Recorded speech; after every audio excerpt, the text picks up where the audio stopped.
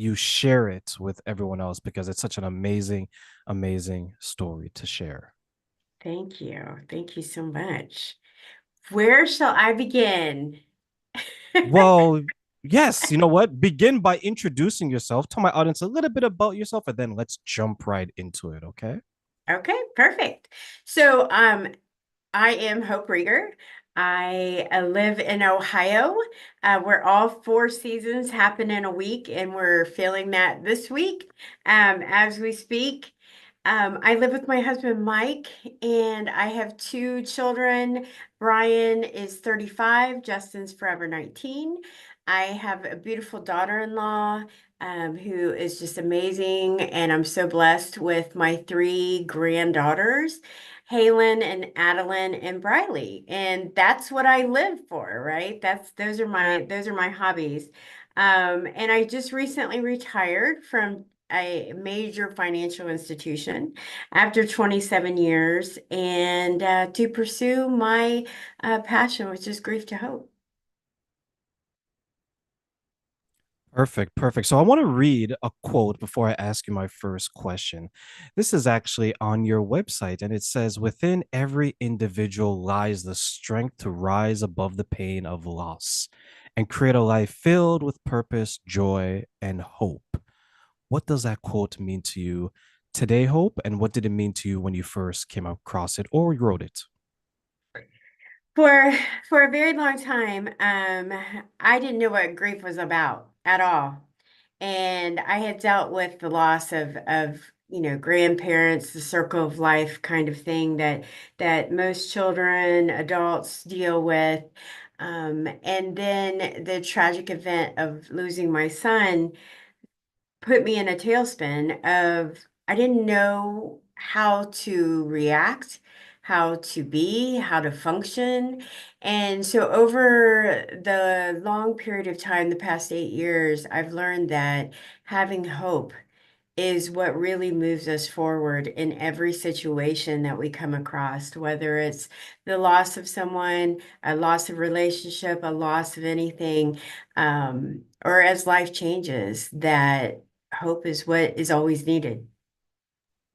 Yes, I know that when you shared your story and when I heard it, it was such an unfortunate situation when you lost your son. And you raise a very good point where many people can grieve in so many different ways. But I think the most common one, at least to those on the outside, is that when someone passes away, you need time for you. And Mhm. some people try to support you in the best way that they can. When you first experienced the loss of your son, describe to us the type of emotions that you were feeling during that time. Yeah, absolutely. So my son was 19 years old.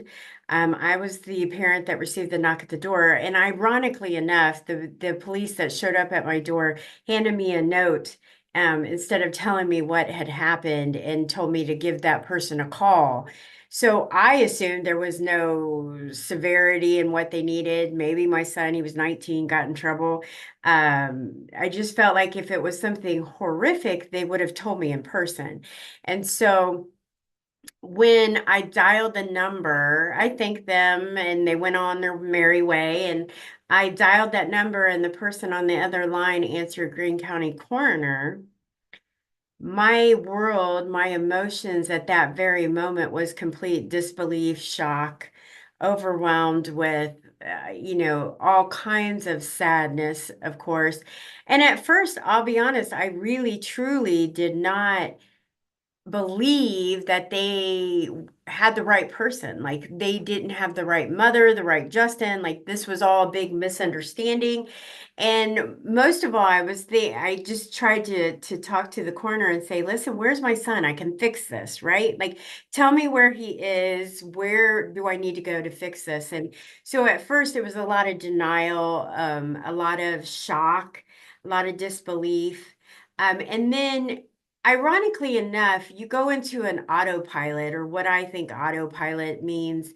And I knew, because this was newsworthy, this was a murder in a small town, that it was all over the news. But of course, my son's name hadn't been given. And so I immediately, you go into this hurry up, call everybody and try to sort of explain when I didn't know the details myself and true, like I didn't know the whole story. I didn't know what to say. I didn't know the why behind it, but I wanted to make sure they heard it from me versus the news, of course. And I from there it was autopilot for days after that. It wasn't a lot of course I was, crying and devastated and shock and all of those things those first few days, but you sort of go through the motions of you've got to take care of it. So you sort of start going point A, point B, point C, and although you're overwhelmed with the tragedy and the emotions of you losing your son, you just aren't really, I say it's like it's just like a candle wax melting. You're sort of just like in the thick of it, right? And it's just all melting together, and you're just trying to survive, right?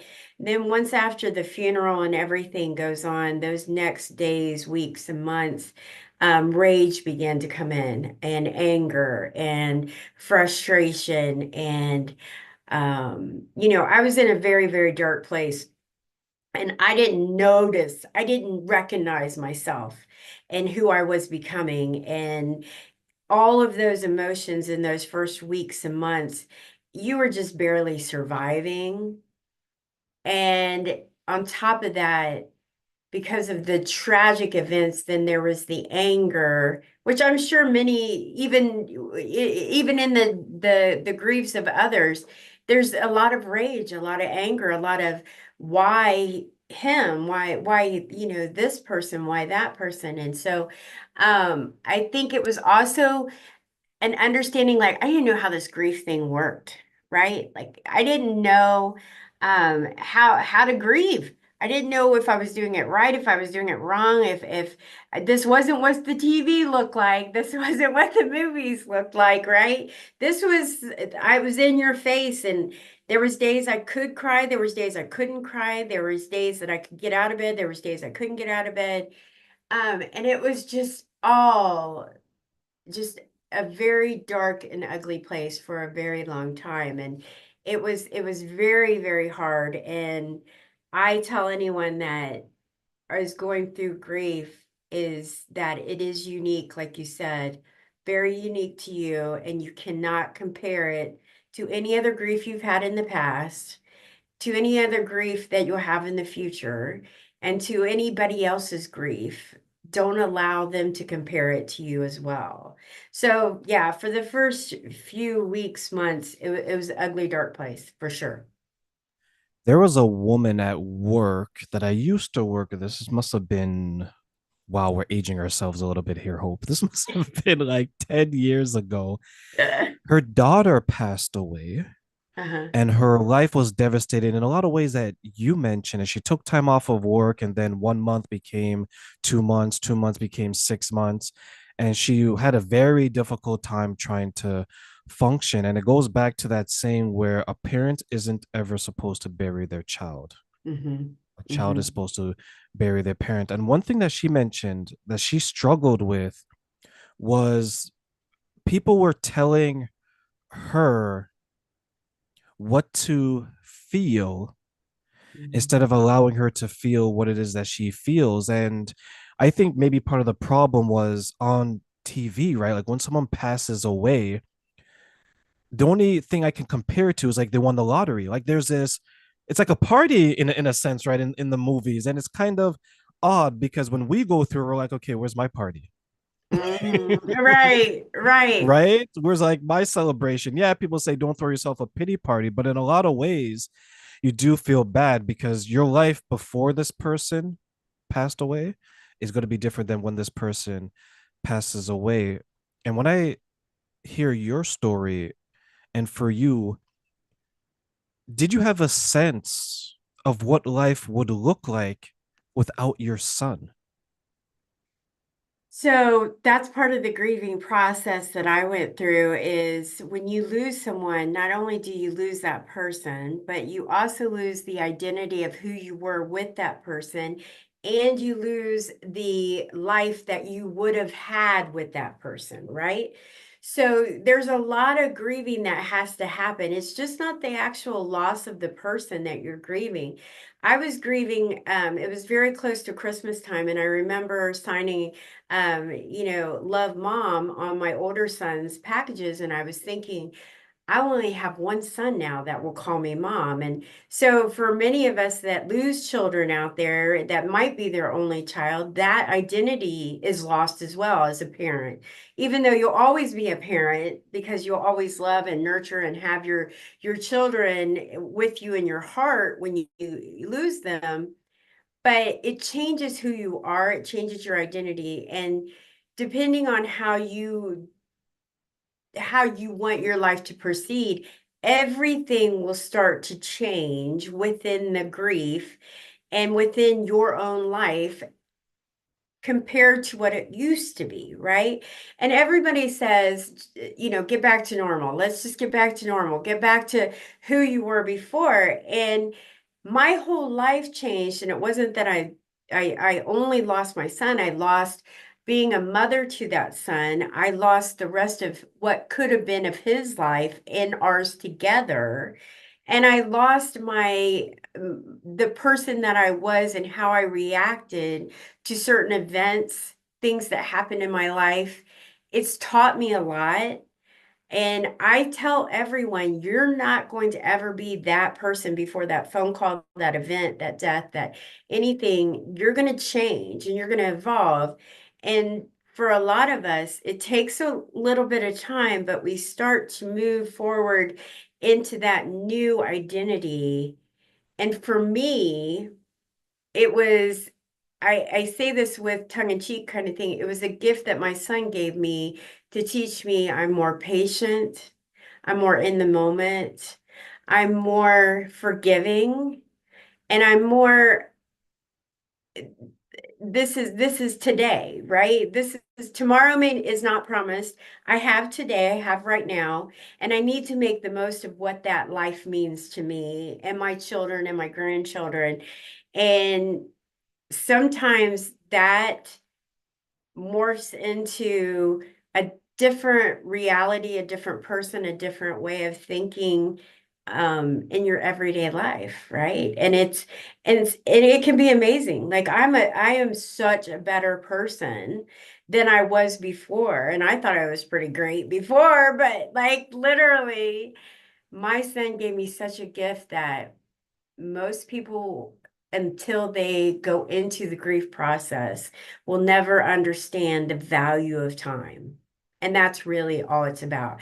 I value time now more than I ever have, and every moment counts, every day counts. And saying even within that, putting boundaries around what I do and what I say and the people that I'm with, it's also, providing yourself the capability of saying no, right? A lot of us don't say no. A lot of us just do and do and do and do. And then it's also, saying no, setting boundaries, but it's all comes down to valuing your time and allowing yourself to take full advantage of every opportunity. When my friend passed away in 2021, you reminded me of a situation when it came to time because he lived in a different part of the country and we always planned to get together to do charity, to do some work. Mm, And I think I may have shared this in your group. And we always said that, okay, how about next week? And then next week became next month. Then when he passed away, there wasn't any next month. mhm, And you mhm. begin to realize how important time is, especially when you two are planning to do something that is really good, right? Like if you're planning to do crime, that's a different, Right. Well, right? don't do Yeah, that. don't do that, right? But if you're doing something that is happy, then it's a little bit different. And I realized the importance of time. Like I knew that it was valuable before, Mhm, but when someone passed away who you were planning to do something, but you always thought that there would be another day.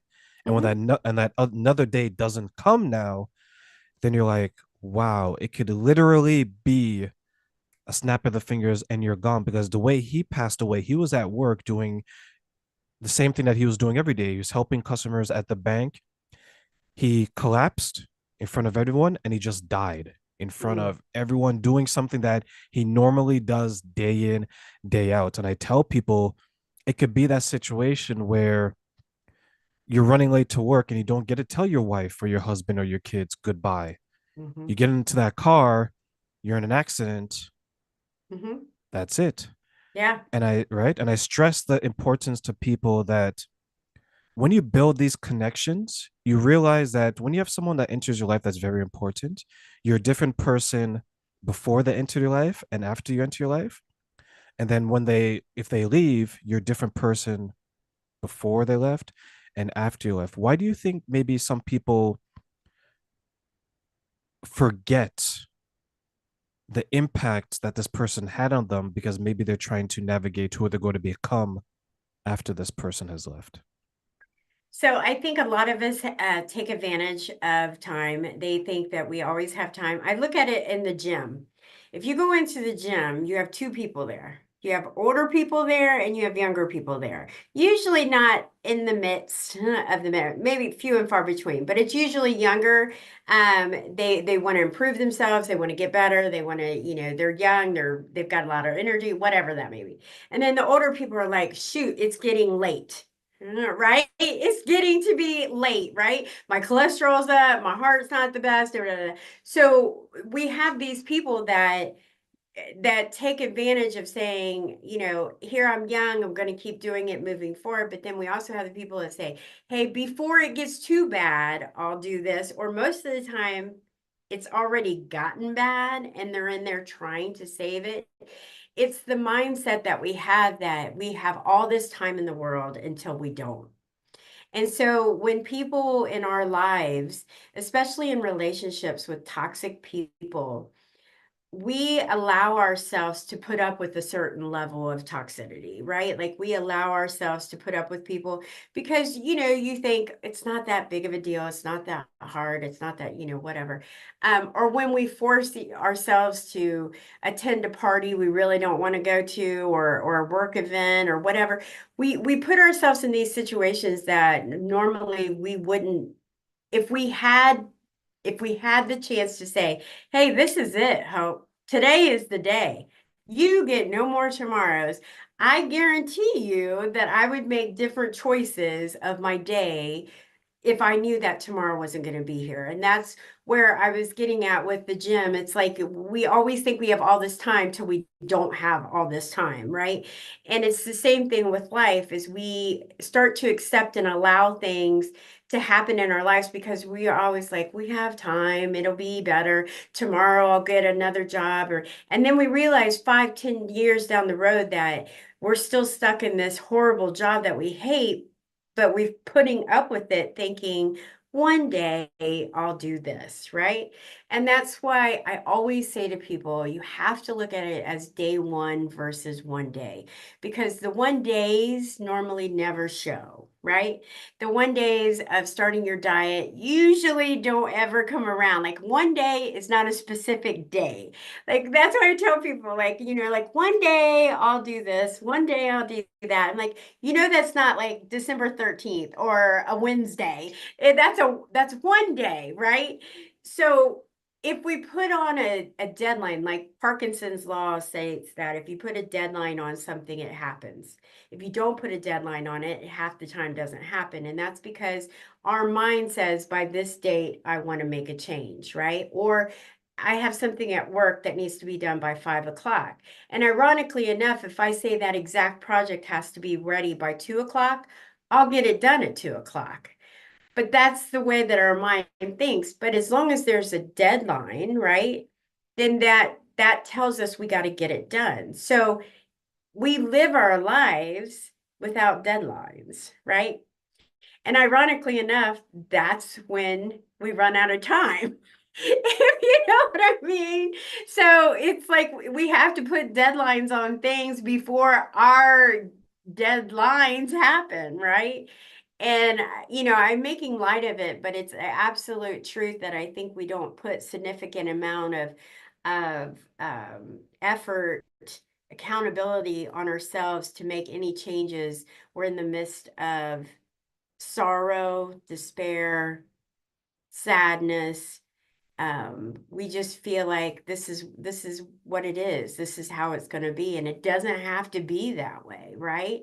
It doesn't have to be sadness and sorrow. And there's going to be days of sadness and sorrow. Absolutely. That's life. That's how we live, right? But that's also gives us the days of sunshine and happiness. It's the difference, right? So we know the difference. And so I think that one of the things that I put in people's minds is just value your time and don't think that you're ever going to get to something if you keep saying one day, one day, one day. Yeah, you gave the workplace analogy, and I will always tell people that one of the most toxic, if not the most toxic relationship you'll ever have is with your job, right? Bad. Like, right, very bad. Like, how many people miss birthdays, anniversaries, their children growing up? You know, there's an acquaintance of mine. He missed the birth of his child while he was Mm, working away, and it's one. You only get the one. Like, you can't right. rebirth the same child, right? Right. It doesn't happen twice. It does It not. doesn't happen twice. So now he has to, wait until he makes another one and says, okay, Right. And I hope got to that he's do, not working on that day, and right? hope that he's not working that day. It's just like if someone were to pass away in your family, you can't, bring them back to life and then Right. unalive them again, right? But Right. it's scary to see how much we sacrifice because to your point, a deadline next Tuesday, we can see it, Mm-hmm. feel it. Mm-hmm. A deadline at the age of 90 or 85 for men, the average, we don't, a lot of people don't see it because they're thinking it's so far ahead. There's a quote that I listened to when I was watching an interview. The man said, "The days are long, but the years are short." Mm. Meaning that you could be working, right? And you're like, oh my God, I still have 8 more hours in the day. But then you wake up one day and you're like, I'm 45, Yes. Yes. I'm 50, Right. Or higher. For me, but 65. yeah. No, not yet. But you're absolutely right. Like I think we put too much emphasis on our work relationships. And I love it, we've all seen the quote that you are gone from your work and they're going to replace you within days. It's not going to be like you're irreplaceable. But it's unfortunate that we feel like we have to be at work. And I get it. We have to make money. We have to live. That's the way of life, but too often do we put ourselves last and our work first and allow ourselves to be almost punished to the fact that we're okay with missing events in lives and it's not okay, and it's not fair and it's one of the things that I think a lot of people struggle with. I have to be at work. I have to have a job. I have to take care of my family. So I'm going to miss these times. I'm going to miss these experiences. And they're few and far between. For a lot of people, they miss a lot. A lot of people have, being in different job roles, police officers, nurses, doctors, that sort of, the given, the holidays and those kind of things. But and bless their heart that they're able to be there for those of us who may need them on a holiday. Um, but you got to start wondering what's important, what's the main goal, and know that that job is not your identity, right? It's not who you are as a person. It's who your career, your livelihood, but it's not who you are as an identity. And I think a lot of times we think, hey, I'm an accountant or I'm a financial advisor and this is who I am. That's not who you are, right? That's your job. That's your career. That could be, your moneymaker. But I want to know, or people want to know, and your family wants the you that's in there, the parent, the mom, the dad. Those are the most important for me. I wonder how many people would grieve for themselves if they were to step away from their job and try to do something else. It's huge, right? Sometimes you get forced into it if there's, the layoffs or, job eliminations or shutdowns, which we're going through a lot right now. But I think a lot of it has to do with whenever you have a life-changing moment, whether it's a job loss, a job change, a career change, a divorce, a family, a grief, a death, those change your day-to-day lives, right? Your life's day-to-day will change. And so in a career focus, one of the things that I stress is that if you're not happy in your career and you're just punching a clock, don't say the words, in 5 years, I want to be here, right? You can say that, but if you're not doing anything in the 5 years to change it, then that's not gonna go away. That's not gonna change. It's just not gonna be magic, right? So if you want to be certain place in a year, 3 years, 5 years, you have to make certain changes every single day to get yourself to that point. And that builds the momentum and the strength to say, I can make this change. I want to go for this.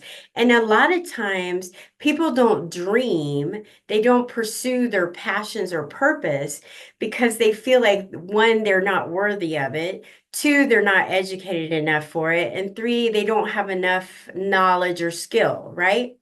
So if I say I want to be a motivational speaker, which I do, but if I said that and I was working at a major financial institution, right, I would do steps to get myself to where I would want to be that dream job. I couldn't say, hey, I want to be in 5 years, I'm going to be a motivational speaker and not do anything, right, to get me there. But hope and dream, right? I hope it happens. That's not how it works. You have to work at it. You have to put yourself out there. You have to be uncomfortable to make those changes. And that's the bottom line. But you do grieve any life event, any life event. Do you think the one day syndrome, and that's what I'm going to start calling it from now, Hope. I love it. I love it, right? Do you think the one day syndrome is, in a way, a safety net for those who know maybe deep down that they won't be able to make the change or at least hold themselves accountable? Well, it's the hopes and dreams and wishes, right? Like when we're young, we say, oh, when I grow older, when I grow up, I want to be a doctor, right? But if I don't make any educational choices to do that, right? It's a hope, it's a dream, it's a want, right? But if I put action behind it, if I put action behind that one day, and say, I'm going to take this course, I'm going to mentor with this person, I'm going to research this, I'm going to, and put it on a plan, right? And write it down, put it on a chalkboard, put it on a white erase board, put it wherever you see it and say, this is my plan to get to where I want to be. Because again, if you hope and dream, and I think those are fabulous things, right? When you're young and even when you're older, if you have a hope and a dream, but unless you want to put forth the work and the effort to get there, it's going to stay as that hope and that dream. And it's so easy, like you said, to stay in that comfort zone, right? Because when you get out of that comfort zone, it's icky. It's not comfortable, right? It's not. And so when you put yourself out there and you're uncomfortable, that's most of the time